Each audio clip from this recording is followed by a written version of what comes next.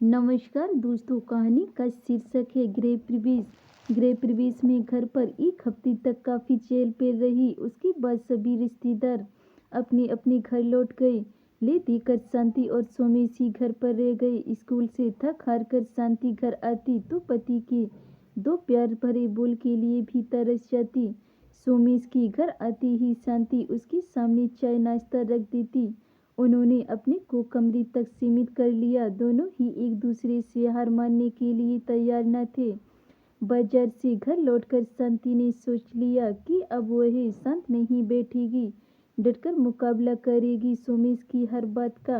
उसके घर में घुसने पर सोमेश भी जान गए कि आज शांति का मूड उखड़ा हुआ है। फिर भी उसकी परवाह न करते हुए वे बोले, आज एक बहुत बड़ा काम तो निपट गया कि बिगड़ गया। औरत के दिमाग से चलोगे तो हर सीधी चीज उल्टी ही दिखाई देगी। सोमेश बोले, और मर्द की बातों पर यकीन करोगे तो अच्छे बुरे के बीच फर्क करना भूल जाओगे। क्या कमी नजर आ गई तुम्हें मेरे काम में? सोमेश भड़के। यही तुम अच्छी तरह से जानते हो, शांति ने पलटकर उत्तर दिया। कह देता हूँ, मेरे हर काम में टांग अड़ाना ठीक नहीं है। मुझे समझ है भले बुरे की, वही तो दिख रहा है। तुम पर यकीन नहीं तो किसी और की राय ले लो। मार्केट का नया ट्रेड क्या है, कुछ पता है तुम्हें? एक मजदूर ने कह दिया, और तुम बिना पूछे मुझे बताए हजारों रुपए की खरीदी कर भी लाए। क्या 2 घंटे तक नहीं रुक सकते थे? मैं आ तो रही थी घर। मैं अब अपना फैसला बदलने वाला नहीं। जो मैं ले आया उसे तुम्हें स्वीकारना ही होगा। कोई जिद है क्या? मैं किचन में सारा सामान अपनी रुचि के अनुसार लाऊंगी। यही तुम पर है कि तुम सामान लौटाओगे या नया सामान ले आओगे। यही नहीं हो सकता। सोमेश ने फैसला सुना दिया। मैं भी देखती हूँ, कहकर शांति ने बैग एक किनारे पटका और किचन की ओर बढ़ गई। स्कूल से बाजार और बाजार से घर वही काफी थक चुकी थी। उसने 2 कप चाय बनाई। 1 कप सोमेश के आगे रखकर खुद बाहर आंगन में खड़े होकर तार पर टंगे कपड़े उतारने लगी। बरसों से शांति और सोमेश का एक सपना था कि उनका अपना एक सुंदर सा घर हो। किराए के मकान में रहते हुए एक घुटन सी होने लगी थी उन्हें। रोज दोनों अपने अपने मुकाम से लौटकर फुर्सत के लम्हों में घर की कल्पना में डूबे रहते। वही दिन कब आएगा सोमेश, जब हमारा भी अपना एक घर होगा? थोड़ा थोड़ा करके जुड़ तो रहे हैं। अपनी मेहनत की कमाई। पहले बच्चों को पढ़ाने के लिए हॉस्टल भेजा, और अगला काम घर बनाना ही तो है। ठीक कहते हो, ईश्वर ने चाहा तो वही दिन जल्दी ही नसीब होगा। शांति बोली, मैंने बैंक से लोन की बात कर ली है। अब घर बनाना कोई बहुत मुश्किल काम नहीं है। इस छोटे से फ्लैट में मेरा तो दम घुटता है। पूरी जवानी इन कमरों में कट गई। कुछ दिन और गुजारा कर लो यहाँ, फिर तुम्हारा कमरा अलग होगा और मेरा अलग। खुलकर जिएंगे। तब मुझे तो अकेले कमरे में डर लगता है, आदत ही नहीं है अलग सोने की। धीरे धीरे यह आदत भी पड़ जाएगी। मुझसे तंग आकर तुम्हारी कभी इच्छा नहीं हुई अलग होने की। तंग आए तुम्हारी दुश्मन। मेरा तुम्हारा एक ही बेडरूम होगा जिसे हम अपनी रुचि से सजाएंगे। सोमेश और शांति ने बहुत बड़े बड़े सपने नहीं देखे। बस अपने लिए उन्होंने एक सुंदर घर का सपना जरूर देखा था। सपने कितने सुंदर होते हैं, हकीकत से परे। इन्हें जैसा चाहो तोड़ा मोड़ा जा सकता है। एक ही सपने में दोनों की कल्पनाएं अलग अलग थी। इनमें जरूरत की सारी चीजें थी। जहाँ शांति ने उन्हें एक खास फ्रेम में जड़ रखा था, वहाँ सोमेश ने के लिए उनकी उपस्थिति ही बहुत थी। शांति और सोमेश की घर की कल्पना मकान में तब्दील होती जा रही थी। दोनों की कल्पना के मकान में इनके मन की ईंट चुनी हुई थी। एक समय था जब वे घर की कल्पना में डूबे घंटों गुजार देते थे। आज मकान पूरा होने की स्थिति में था। उसमें जरूरत की हर चीज थी, पर प्यार का अभाव स्पष्ट दिख रहा था। विवाद और बहस के कारण हर कमरे की सज्जा अलग थी। जहाँ शांति का प्रभुत्व किचन पर था, वहीं ड्राइंग रूम को सोमेश ने सजाया था। घर में 2 बेडरूम थे जिन्हें दोनों ने अलग अलग तरीके से सजाया था। कल्पना के बड़े बड़े दावे हकीकत के सामने बुने हो गए थे। गृह प्रवेश तक शांति और सोमेश के बीच बस औपचारिक बातें ही शेष रह गई थी। नए घर को देखकर कोई किचन की तारीफ करता, कोई ड्राइंग रूम की, पर दोनों को इससे ज्यादा रुचि न थी। वे तो बस अपनी कल्पना को सर्प से देखना चाहते थे। गृह प्रवेश में घर पर एक हफ्ते तक काफी चहल पहल रही। उसके बाद सभी रिश्तेदार अपने अपने घर लौट गए। ले देकर शांति और सोमेश ही घर पर रह गए। स्कूल से थककर शांति घर आती तो पति के दो प्यार भरे बोल के लिए भी तरस जाती। सोमेश के घर आते ही शांति उसके सामने चाय नाश्ता रख देती। उन्होंने अपने को कमरे तक सीमित कर लिया। दोनों ही एक दूसरे से हार मानने के लिए तैयार न थे। नए घर में काम की अधिकता के कारण यही मौन उन्हें शुरू में तो भला लगा, पर शीघ्र ही मन इसे उकताने लगा।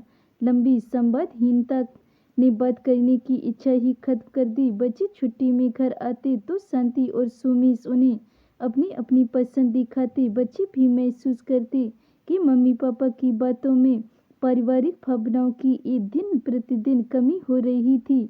सब कुछ देखकर भी वे किसी एक की तारीफ करते, दूसरे का दिल नहीं दुखाना चाहते थे। परिवार के बीच में इतनी लंबी संवादहीनता भविष्य के लिए कोई शुभ संकेत न थी।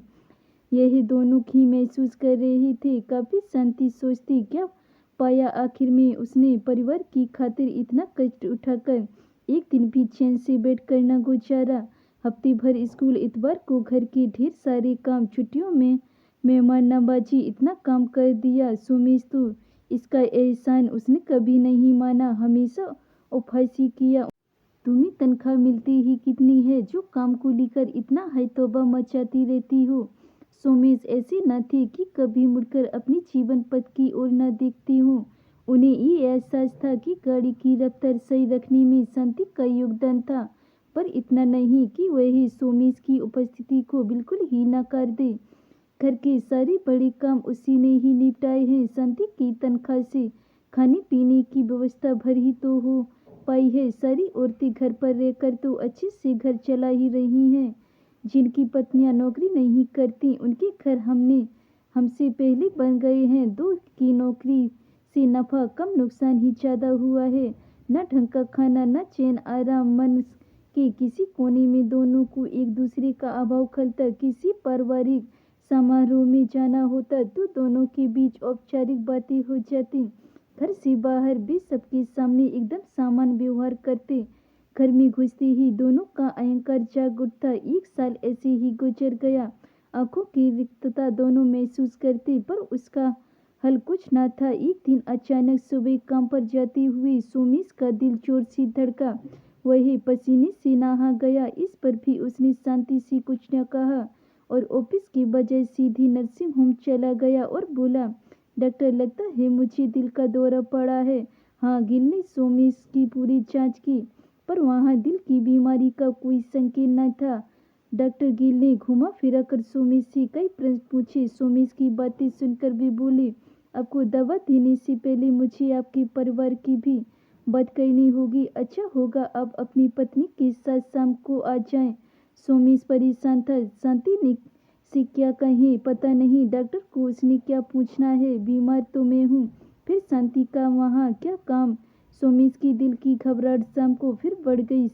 चाय देती वक्त शांति ने महसूस किया कि सोमेश का चेहरा पीला पड़ गया है। उसने जब चाय नहीं पी तो शांति ने पूछा, तबीयत ठीक नहीं है क्या? हाँ, सुबह से कुछ थकावट हो रही है। डॉक्टर को दिखाया तो था, पर क्या कहा उसने? पत्नी को साथ लेकर आने को कहा था। चलिए मैं चलती हूँ आपके साथ। कोई और वक्त होता तो सोमेश थोड़ा बहुत विरोध दर्शाता, पर इस वक्त तो चुप रहने में ही भलाई समझी। कुछ ही देर में वे डॉक्टर के पास पहुँच गए। पहले डॉक्टर ने शांति से सवाल पूछा, इन्हें ये तकलीफ कब से हुई? आज पहली बार महसूस हुआ। देखिए, पुरुष बाहर से जितना कठोर दिखता है, वास्तव में अंदर से उतना नाजुक होता है। कहीं इनके मन में असुरक्षा का भाव समा गया है, जिसकी वजह से इनका मानसिक संतुलन बिगड़ने लगा है। इन्हें भावात्मक सुरक्षा की बेहद जरूरी है। एक पत्नी से अधिक पति को कौन समझा सकता है? जी, शांति बोली। इसके अलावा आपने इनके व्यवहार में कोई असामान्य बात देखी हो तो निसंकोच बताइए। जी खास बात नहीं, बस थोड़ा जिद्दी हो गए हैं। ठीक कहा आपने, ध्यान रखिए इनका दिल दुखी न हो, वरना आपको कई परेशानियों का सामना करना पड़ सकता है। औरत अपना दुख रोकर सहेली से कहकर हल्का कर लेती है, पर पुरुष अंदर ही अंदर दुख को सूखने का प्रयास करता है। बदले में कई मानसिक परेशानियों में पड़ जाता है। इससे नुकसान उसका तो होता ही है, परिवार भी इससे अछूता नहीं रहता। आप ठीक कह रहे हैं डॉक्टर, मेरी हठ धर्मिता के कारण इनको काफी दुख पहुंचा। इतना कहकर संती ने पूरी बात डॉक्टर के सामने रख दी। सुनकर डॉक्टर हंस पड़े और बोले, आप शायद अपने को दोषी समझ रही हैं। दरअसल रोग की पहली सीढ़ी में ऐसा ही होता है। वे पुरुष हैं इसलिए कई बात छुपा गए, आप स्त्री हैं इसलिए जल्दी पिघल गई।